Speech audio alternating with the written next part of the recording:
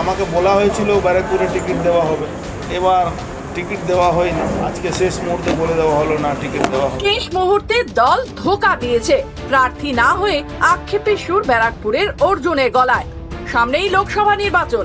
আজ ব্রিগেডের সভা মঞ্চ থেকে তৃণমূলের 42 জন প্রার্থীর নাম ঘোষণা করেন তৃণমূলের সাধারণ সম্পাদক অভিষেক বন্দ্যোপাধ্যায়। কিন্তু তাৎপর্যপূর্ণভাবে ব্যারাকপুর লোকসভা কেন্দ্র থেকে তৃণমূল কংগ্রেস প্রার্থী করেছে নৈহাটির বিধায়ক পার্থ ভৌমিককে।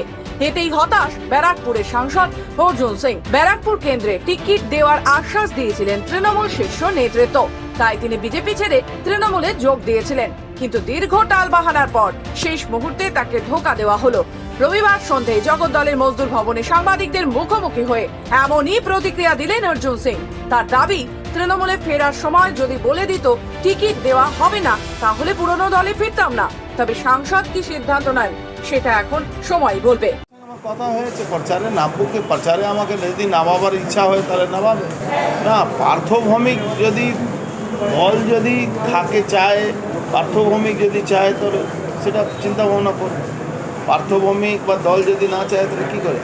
বললাম তো, এটা একরকম ব্রিচ অফ ট্রাস্ট হয়েছে, এইরকম ধোঁকা দেওয়া হয়েছে,